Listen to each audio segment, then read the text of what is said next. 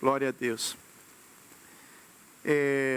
A gente tem falado, hoje já é o 6º domingo, o 7º domingo do mês, e a gente tem falado sobre a necessidade de desenvolver um espírito excelente.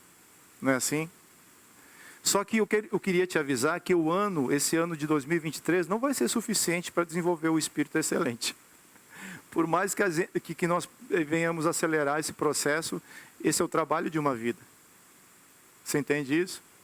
Desenvolver algo é fácil? Não é fácil. Não é fácil. Desenvolver algo precisa de muita perseverança, muita paciência, visão.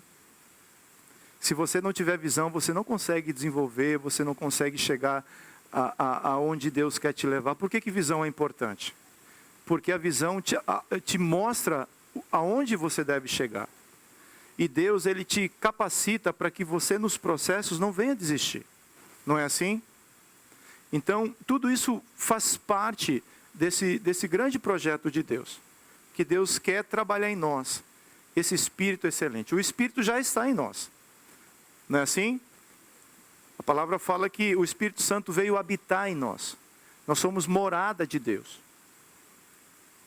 Porém, essa morada, ela é frágil, ela é um vaso de barro, que precisa ser levada para a casa do oleiro. Para lá na casa do oleiro ser forjada pelas mãos do oleiro. E esse é o nosso desafio. Porque quando eu chego para Jesus, eu já tenho uma forma. Não é assim? A forma que o mundo dá, a forma de pensar, a forma de caminhar, a forma de agir. Pelo menos isso funcionava comigo assim.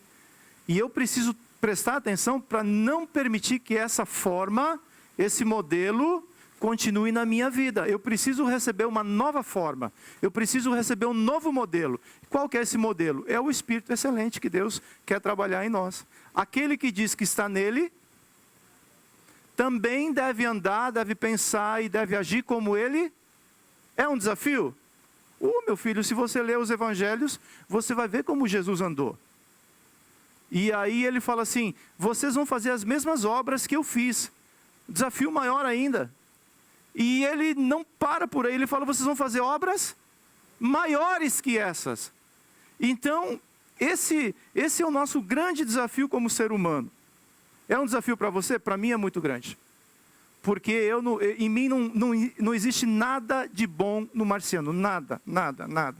Se você espremer o marciano, só sai coisa ruim. Pelo menos em mim. Você não, eu sei que você tem coisa boa aí. Mas a única coisa que o ser humano, entenda o que eu estou falando, a única coisa que o ser humano tem realmente que é bom mesmo, é Jesus. Por quê? Porque, caso contrário, a gente vai tropeçar no entendimento humano, na sabedoria humana. Nós vivemos um momento de muita informação. Não é assim? O nosso amigo profeta Daniel, ele disse que os últimos dias seriam assim. Então se tem muita informação. Porém, a informação, ela precisa formar em você algo. Alguém que começa um curso de medicina, ele começa a adquirir informação. 5, 6 anos. Muita informação, não é assim? Isso precisa formar nessa pessoa um médico. Alguém que saiba praticar a informação que ele recebeu. Não é diferente com o reino de Deus. Hoje nós estamos passando informação, mas essa informação precisa formar em mim algo que me dê capacidade para praticar a palavra do Senhor. Por isso que é um desafio muito grande. Não adianta só ser ouvinte, é necessário ser praticante da palavra. Isso é que faz toda a diferença. E nessa manhã eu queria continuar nessa pegada de falar sobre um espírito excelente, sobre uma obra excelente do começo até o fim. Filipenses 1,6 fala assim, estou certo de que aquele que começou boa obra em vocês, há de completá-la, até o dia de Cristo Jesus. Então tem um começo, tem um desenvolvimento que todos nós estamos, e um um alvo que nós precisamos chegar. Só que o alvo é Cristo. Começa em Cristo, Cristo nos desenvolve e Cristo é o modelo que nós precisamos chegar. Por isso que nós precisamos olhar para Cristo. Por isso que Cristo é o centro da nossa vida. Deve ser o centro da nossa vida. Deve ser o centro da igreja. Mas o desafio é que é uma obra de uma vida. Quem gosta de resultado rápido?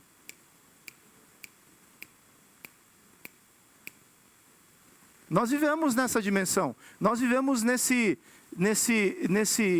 nessa loucura desses últimos dias. Tudo é muito acelerado. E Deus não trabalha assim. O projeto que Deus tem para você e para mim é um projeto de uma vida. E depois que passar essa vida aqui de 70, 80, 100 anos, é um projeto eterno. Então, é um longo projeto. E eu preciso ter essa visão para que, nos processos, eu não desanimar quando eu passar pelas lutas. Porque quando eu não tenho visão, quando eu não sei aonde eu quero chegar, se você quer ir para Orlando e em Fort Myers não, em West Palm Beach, fura o pneu, e você não tem a visão de querer chegar em Orlando, o que normalmente você faz?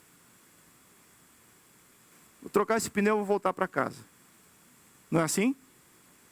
Agora, quando você quer chegar em Orlando, porque você já comprou o ticket, tem uma reserva lá no hotel que você pagou, e tem todo um projeto lá em Orlando, você troca o pneu e segue a viagem. Então, com muito amor, fala para o irmão que está do seu lado, fala, irmão, troca o pneu e segue a viagem.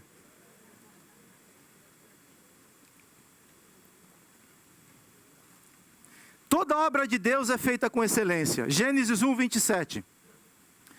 Assim Deus criou o ser humano,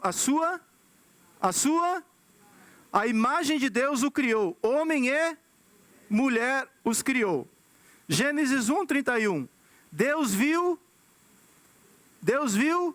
tudo o que havia feito, e eis que era muito bom.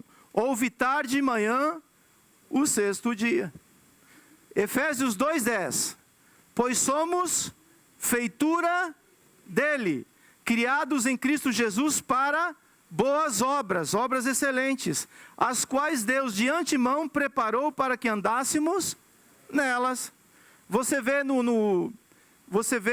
em Gênesis capítulo 1, Deus falando por 6 vezes, é bom, é bom, é bom, é bom e é bom. Porém, quando ele termina o projeto, quando ele faz o homem e termina o projeto que ele fez, ele muda. Ele fala, é muito bom.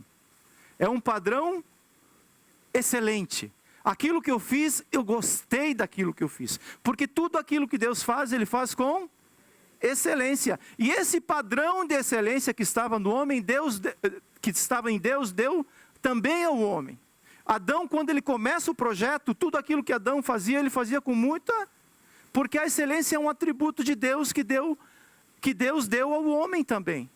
E por que é importante nós entendermos isso? Porque aqui em Efésios 2:10 tem uma palavra que se chama feitura.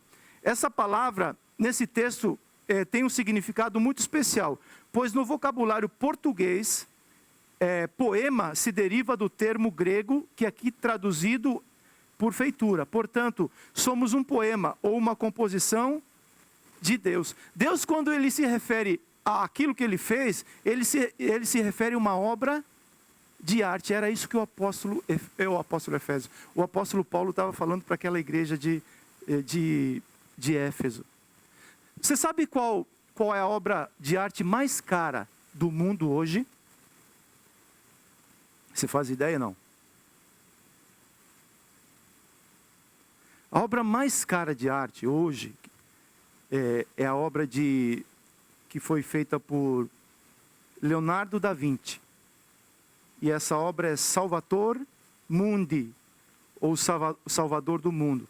É um pintor italiano que fez essa obra, e essa obra foi vendida agora em 2017 em Nova York por 450 milhões de dólares por um príncipe da Arábia Saudita. Porque é uma obra de arte bem feita. E nós estamos falando de algo que Deus começou uma obra na minha e na sua vida, e essa obra foi feita com excelência. E muitas vezes nós achamos que o valor que nós temos é aquilo que nós possuímos. Para Deus não funciona assim. Para Deus você tem um valor que o dinheiro não paga. Porque você foi feito pelas mãos de Deus. A sociedade diz, você é valorizado por aquilo que você tem, por aquilo que você veste, por onde você mora. Nada contra, viu? Eu sou bobo e gosto dessas coisas. Mas, isso tudo diante de Deus, sabe qual a importância que tem? Nenhuma. Porque aqui todos, diante dos olhos de Deus, nós somos iguais. Deus viu tudo o que Ele fez e falou, é muito bom o que eu fiz. Você fala assim, mas eu tenho defeitos, eu tenho problemas, eu tenho limitações. Todos nós temos. Esse não é o ponto. O ponto é que Deus está trabalhando com os nossos defeitos, nossas limitações e tudo aquilo que ainda precisa ser trabalhado na minha e na sua vida. Porque o desejo de Deus, para onde Deus quer nos levar, é para esse lugar, onde a obra vai ser completada. E onde o projeto de Deus, que Ele tem para mim e para você, ele vai ser finalizado. Porém, eu preciso perseverar nos processos. Desde o começo do ano, na virada do ano eu falei, Deus, me ensina o que é, como que eu posso desenvolver um espírito excelente. Eu não sei fazer isso. Aos poucos eu vou te ensinar, mas uma das coisas que Deus falou comigo é, Marciano, o espírito excelente, ele é desenvolvido na vida daqueles que não param os processos de Deus. Mas se eu cansar, anda mais devagarzinho, pede ajuda, né? Por isso que nós somos um corpo, para quê? Para poder avançar. O apóstolo Paulo, esse texto base que eu li para vocês, ele tem um contexto. E esse contexto está na primeira igreja que o apóstolo Paulo fundou na Europa, a igreja de Filipos. E o apóstolo Paulo, ele vai para lá, ele funda aquela igreja debaixo de uma visão, debaixo de uma orientação específica de Deus. Ele começa aquele projeto, ele fica um tempo ali, depois volta, e quando ele escreve a carta para Filipenses, é mais ou menos 10 anos depois. O apóstolo Paulo estava preso, mas ele tinha plantado uma semente lá naquela igreja, e aquela igreja passava por dificuldades. Aquela igreja passava, a igreja de hoje não passa por dificuldades. E o apóstolo Paulo ensina algo muito precioso. Domingo passado, quando eu estava aqui no louvor, o Senhor colocou essa mensagem no meu coração. Ele falou, Marciano, você precisa aprender que a obra que eu comecei na tua vida, eu não terminei ela ainda. Eu estou trabalhando contigo. E tudo aquilo que a gente aprende, a gente deseja também, não ensinar, mas compartilhar. Pode ser que seja de valia para alguém. Não é assim? Mas é a palavra do Senhor. Amém? Vamos ler o contexto então de Efésios para a gente poder aplicar essa palavra? Você tem aí o seu boletim? Todos têm? Sim? Vamos ler. Dou graças ao meu Deus por tudo o que lembro de vocês. Fazendo o Espírito excelente, ele é desenvolvido fazendo sempre, com alegria, súplicas por todos vocês, em todas as minhas orações. Dou graças pela maneira como vocês têm participado na proclamação do Evangelho, desde o primeiro dia até agora. Estou certo, sublinhe essas duas palavrinhas, faça um círculo em volta delas, faça algo que destaque essas duas palavras. Estou certo de que aquele que começou a boa obra em vocês, há de completá-la até o dia de Cristo Jesus. Aliás, é justo que eu assim pense de todos vocês, porque os trago no coração, seja nas minhas algemas, seja na defesa e confirmação do Evangelho, pois todos vocês são participantes da graça comigo.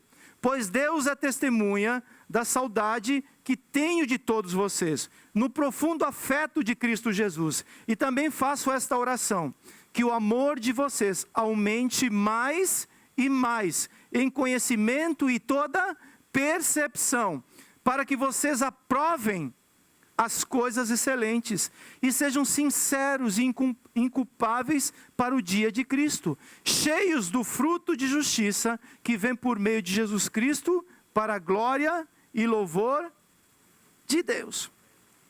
Primeira coisa que eu quero extrair desse texto, que eu entendo que o apóstolo Paulo destacou, e se ele destacou, eu também gostaria de destacar: a importância da oração nessa obra. Filipenses 1:3. Dou graças ao meu Deus por tudo o que lembro de vocês, fazendo sempre, como? Súplicas por todos vocês em todas as minhas orações. A verdade é que essa igreja de Filipos, ela nasceu debaixo de oração. O apóstolo Paulo chega na cidade, ele começa a checar e começa a entender o contexto daquela cidade. No sábado ele vai para onde? Para uma reunião de oração. Naquela reunião de oração tinha quem lá? Uma mulher chamada e outras pessoas. Deus abriu o coração de Lídia para poder entender aquilo que o apóstolo Paulo estava ministrando. Essa mulher se batiza, essa mulher quer levar a igreja para casa agora. E fala assim: se vocês me julgam digna, eu gostaria que vocês fossem morar comigo. Eu quero levar a igreja para minha casa. A verdade é que essa obra que nasce em Filipos é fruto de uma reunião de oração que aconteceu. Quantas coisas Deus criou ou mudou no seu tempo de oração? Você lembra disso, não? Esse lugar é um lugar secreto. Jesus ensina que é um lugar secreto. Você pode orar em todo lugar? Pode e deve orar em todo lugar. Mas você precisa ter um lugar onde você saia do meio do barulho, no meio do trânsito. Você consegue orar no meio do trânsito? Consegue. Mas é bom também sair do meio desse fuzuê todo e ter um lugar secreto. Porque no lugar secreto, ele te encontra. No lugar secreto, ele fala com você. Ele pode falar com você em qualquer momento, em qualquer lugar, porque ele é Deus. Mas existe algo muito especial com isso, e eu quero chamar a atenção para mim e para você. A igreja não pode perder esse lugar. É bom escutar uma mensagem? É ou não é?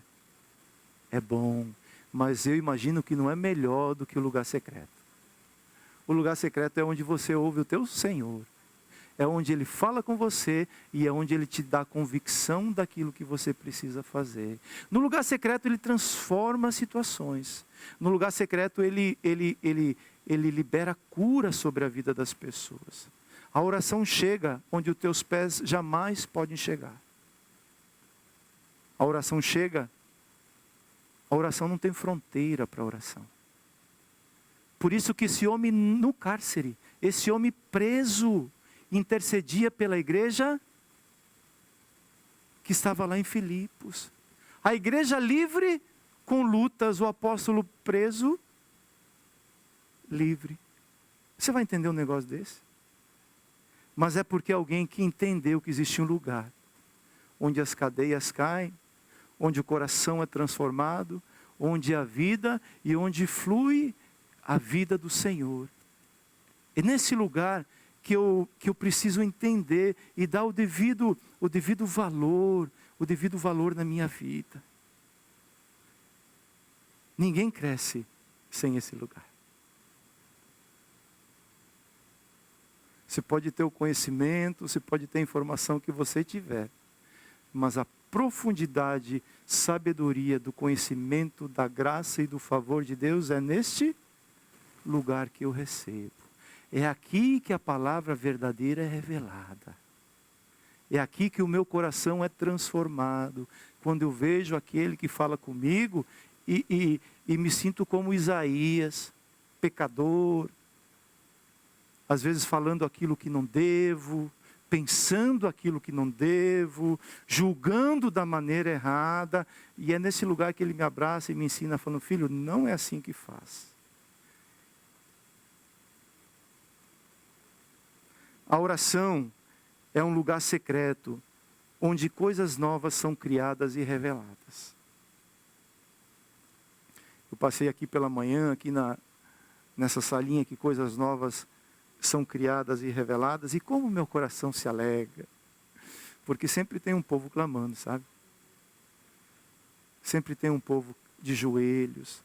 Essa obra só funciona se for de joelhos. Não tem outro jeito, querido.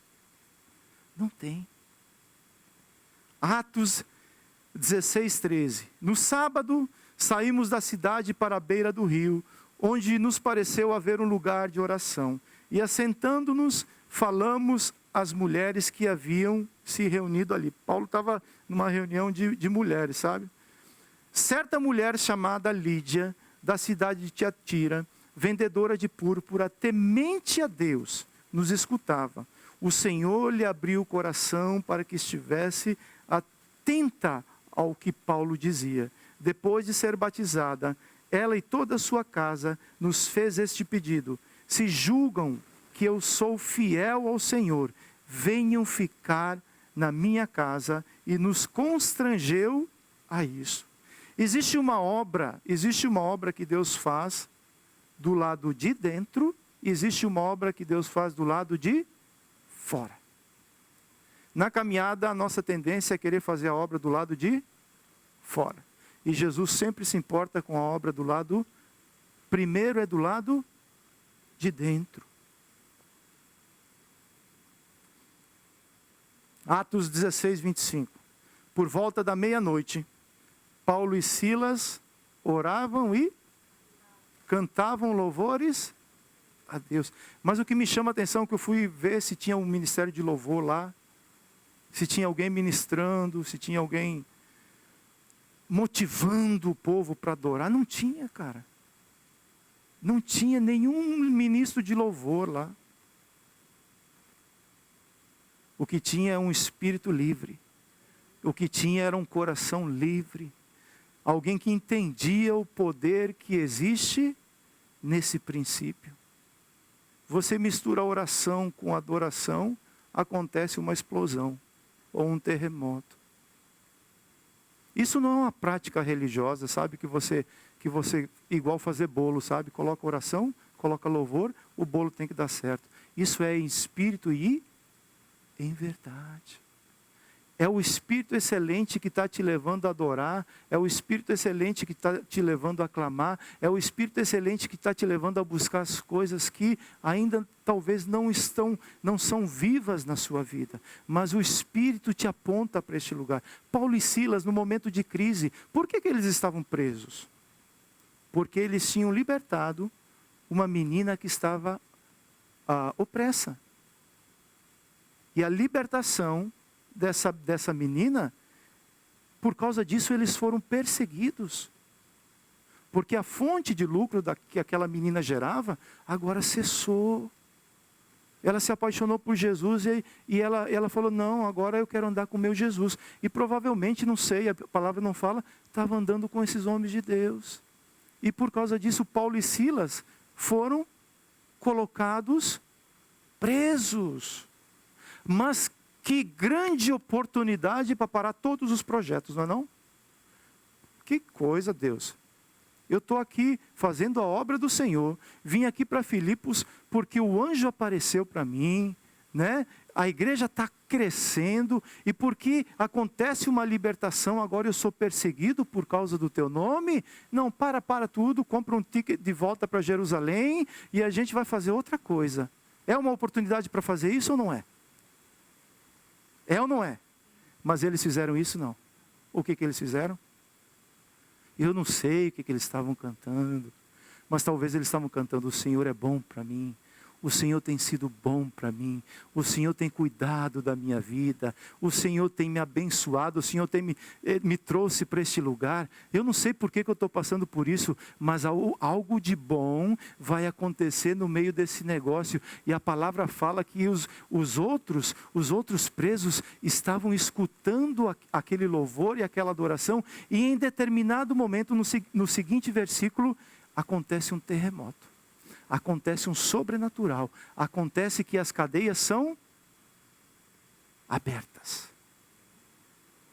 As cadeias são abertas.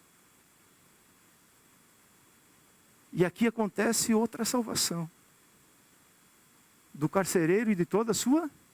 Você entende o evangelho mais ou menos ou não? Se consegue entender e você quer viver esse evangelho? Eu quero viver esse evangelho. Você está disposto a passar por esses processos que Deus vai te levar, sem você entender? Mas no meio desses processos você vai ver a glória de Deus, você vai ver o favor do Senhor e você vai ver o reino sendo estabelecido no coração das pessoas. É normal orar pedindo o favor de Deus diante das lutas que enfrentamos, não é? Deus me socorre, Deus tem misericórdia. Mas nesse caso, além de orar, eles cantavam louvores a Deus.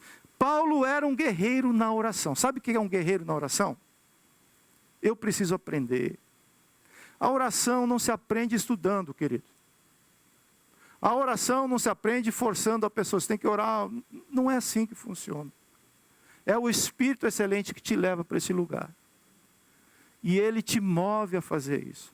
Eu não sei se é 5 minutos, 10 minutos, 15 minutos. Eu não sei o tempo.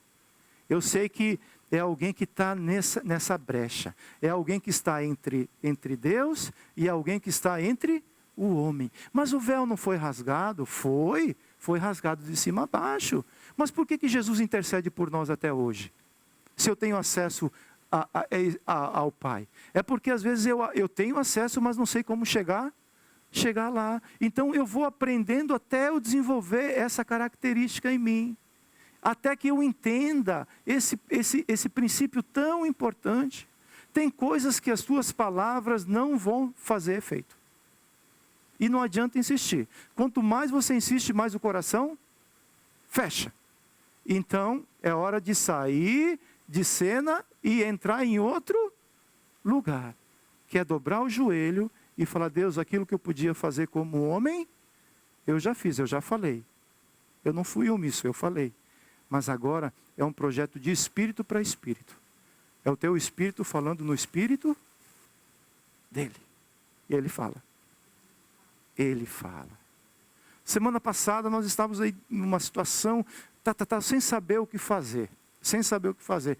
E eu não via saída naquela situação. Aí o irmão me liga e fala assim, vamos orar? Vamos orar.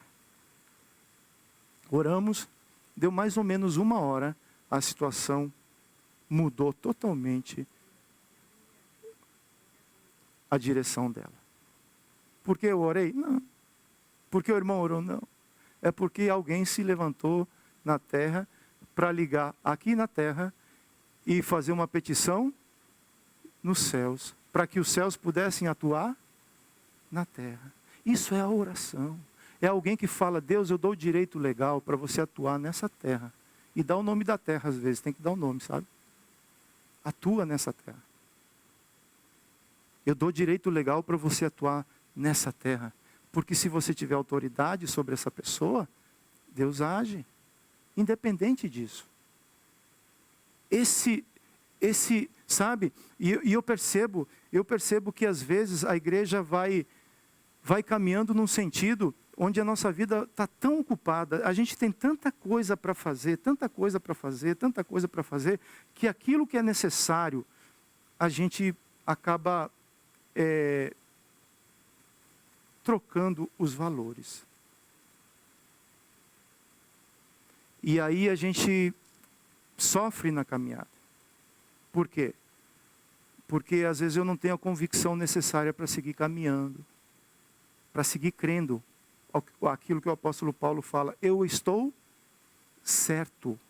Eu tenho convicção, eu tenho plena convicção que aquilo que Deus começou na minha vida, Ele não vai parar, Ele está em processos.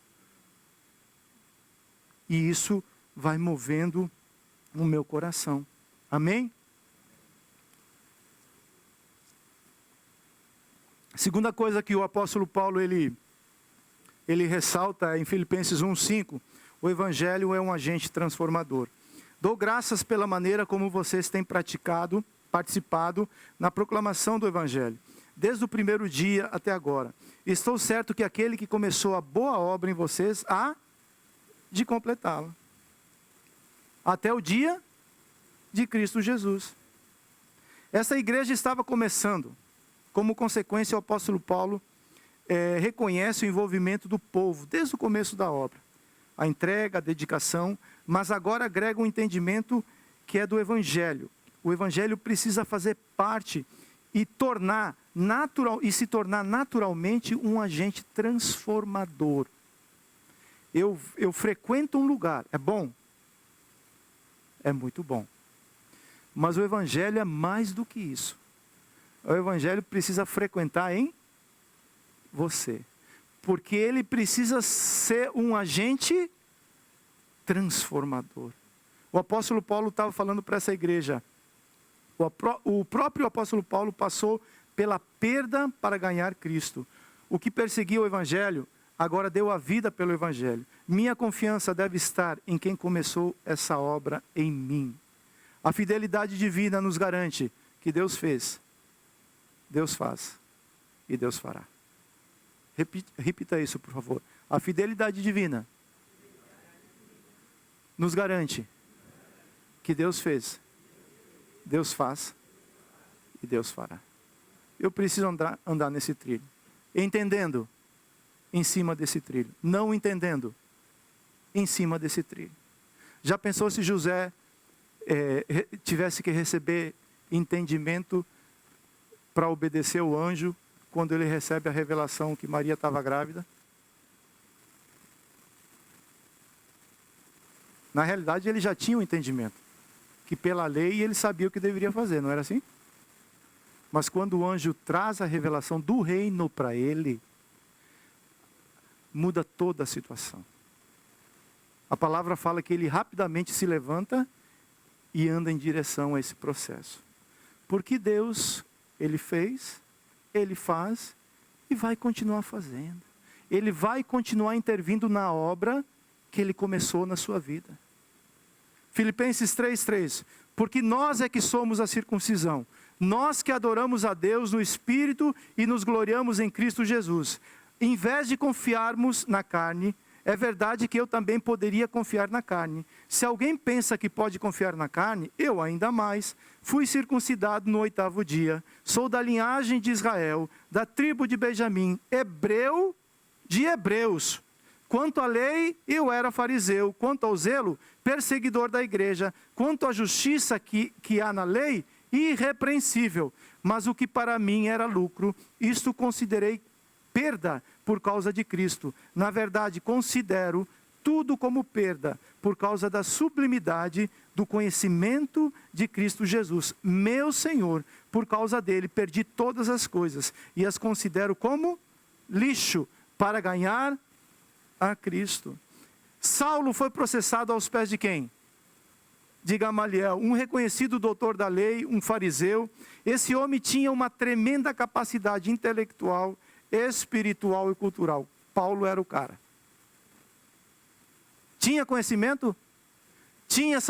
Falava, era um poliglota. Ele era um cara super capaz. Mas quando ele encontra a revelação de Cristo, o que ele faz?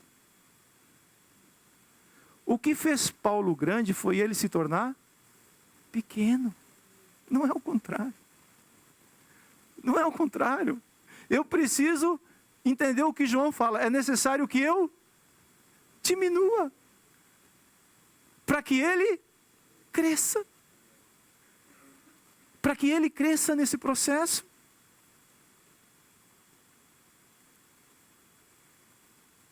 E é um desafio muito grande se esvaziar, não é não? Você tem conceito aí na cachola ou não tem? Hã? Os conceitos milenares. É fácil mexer nisso? Pô, eu falo de mim. A Nilco às vezes fala, você é teimoso, cara. Sou, às vezes eu sou teimoso. É. Mas também sou um vaso que permito ser trabalhado. Então, quando o conceito de Deus entra, ele mexe com você. ele transforma você, porque o Evangelho é um agente transformador. Quando esse agente transformador entrou na vida de Zaqueu, ele começa a fazer coisas que ele não tinha a prática de fazer até então. É algo imposto? Não, é porque o Espírito excelente está sendo desenvolvido. Quando você começa a fazer coisas que normalmente você não tem o costume de fazer, as coisas espirituais, é porque o Espírito excelente está sendo desenvolvido em você. É o Espírito que está fazendo essa obra na sua vida. Terceira coisa, eu preciso aprender a pensar bem do próximo. Filipenses 1:7. Aliás, é justo que eu assim pense de todos vocês, porque os trago no coração, seja nas minhas algemas, seja na defesa e confirmação do Evangelho. Pois todos vocês são participantes do quê? Da graça comigo. A justa conduta começa por pensar bem do próximo. Você é um justo diante de Deus? Pode falar, sou, porque é Cristo que te justifica. A tua justa conduta começa a pensar bem do teu próximo. Eu não posso te julgar, mas eu faço isso? Faço. Você não deveria me julgar, você faz isso? A justa conduta começa em pensar bem do meu próximo, pois todos somos participantes do quê? Da graça de Deus. Se você precisa da graça, eu também preciso da graça.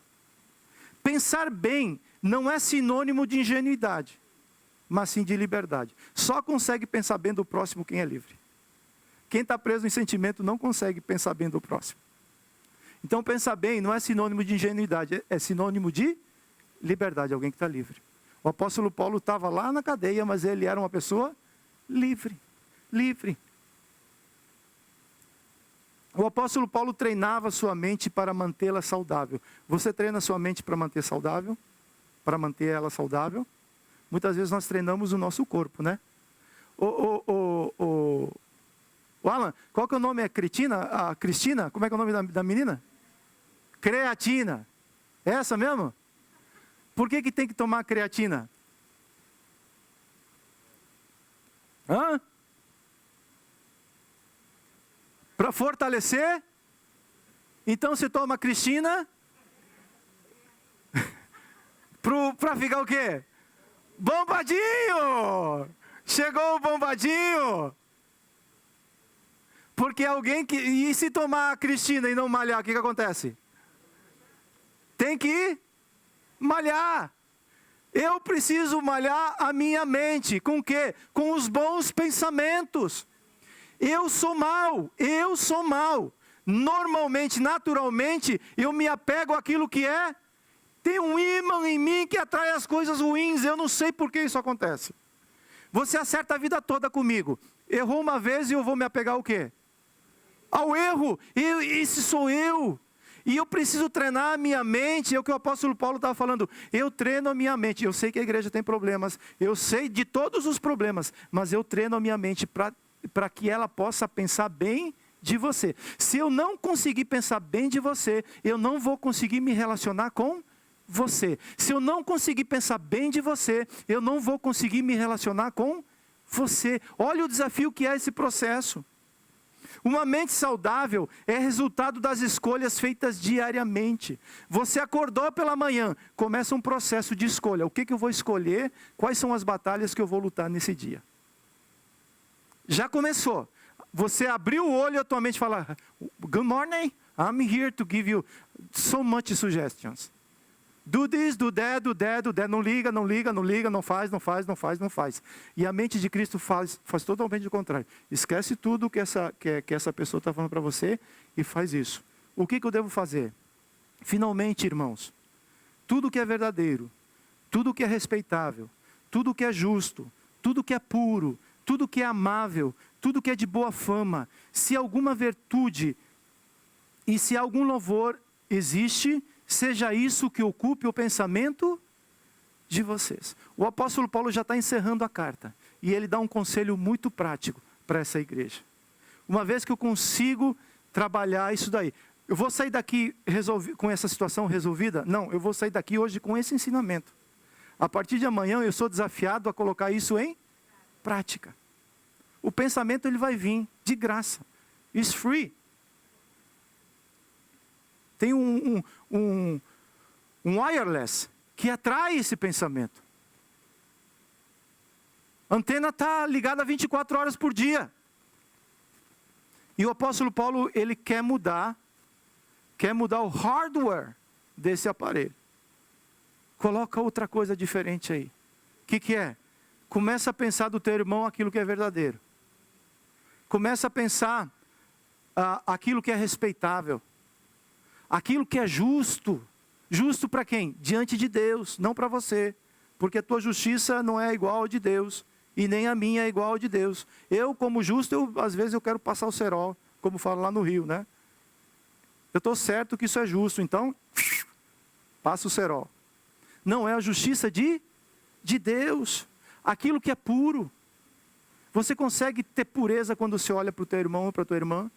Vê a pureza de Cristo nessa pessoa? É nisso que a gente deve pensar. Ser amável.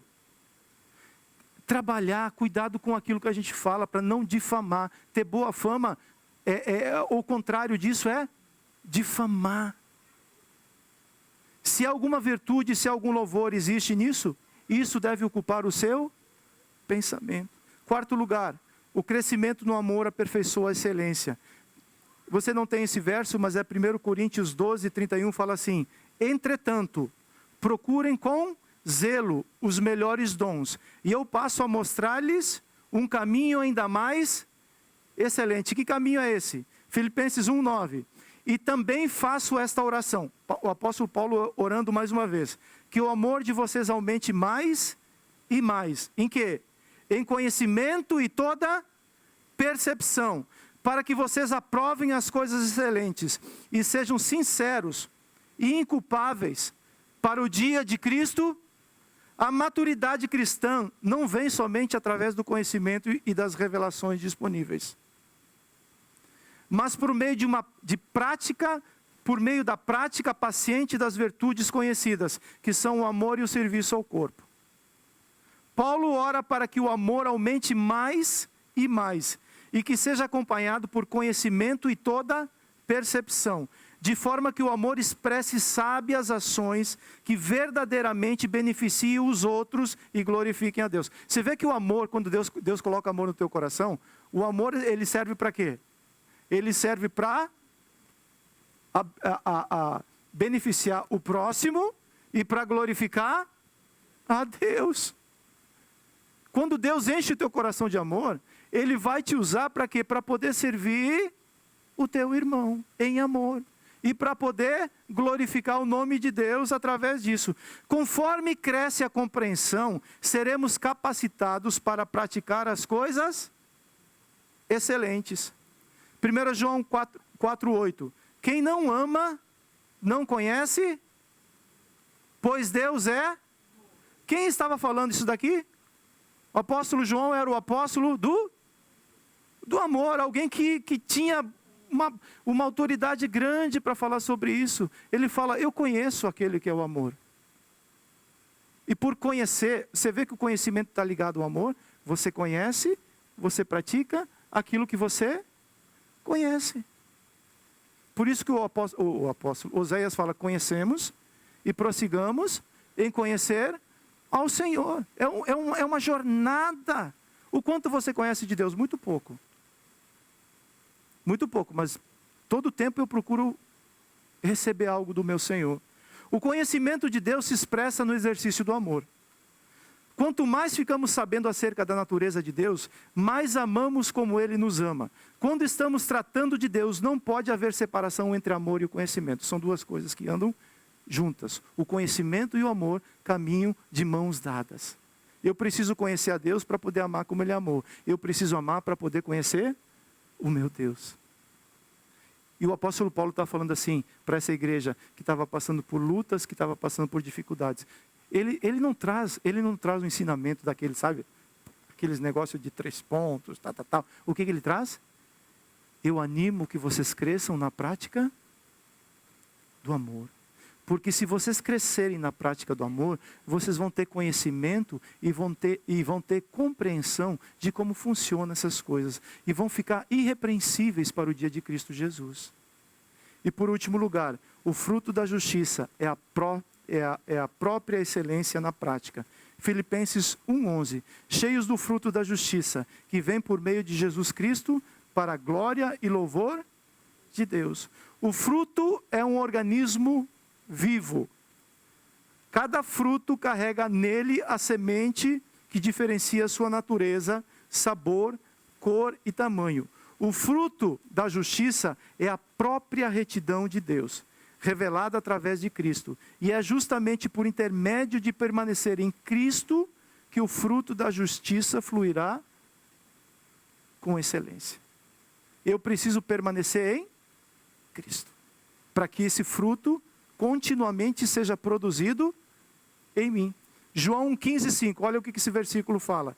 Eu sou a videira, vocês são quem permanece em mim e eu nele, esse dá fruto. Porque sem mim vocês não podem fazer nada. Se o ramo estiver desconectado da videira, ele vai produzir fruto?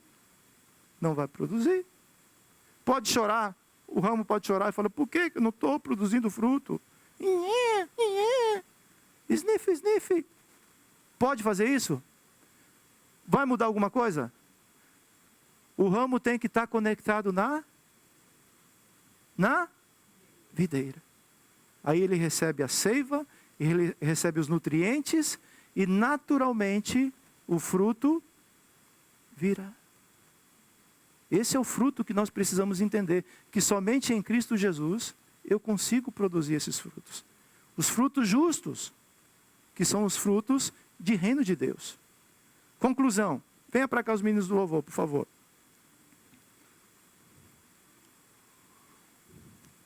Foi Deus, através de Cristo, que começou essa obra em minha vida.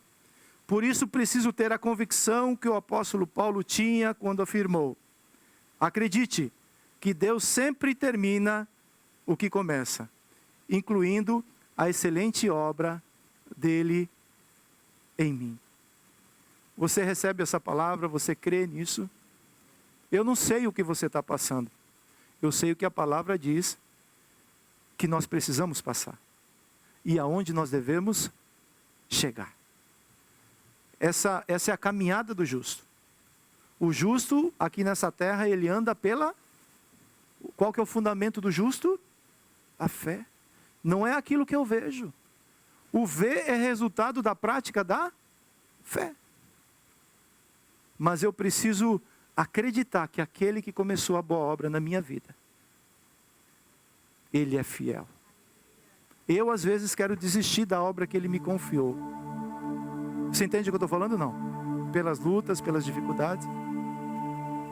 Mas ele fala assim, eu comecei uma obra, filho.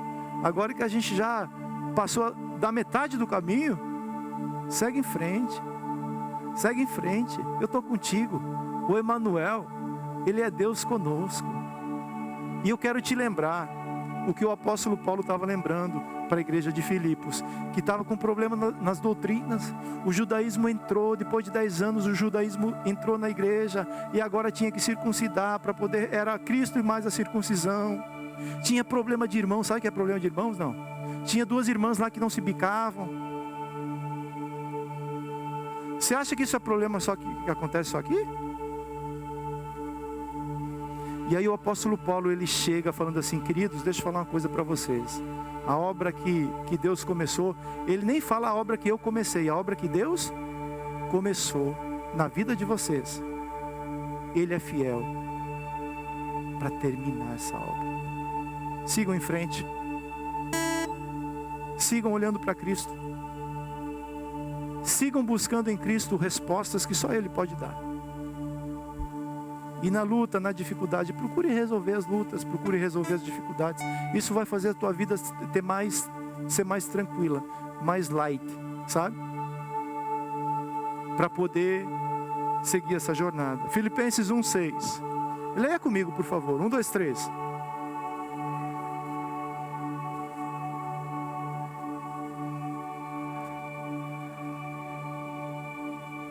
Por favor, leia mais uma vez. Escute aquilo que você está lendo e deixe isso entrar no teu coração. Leia, por favor.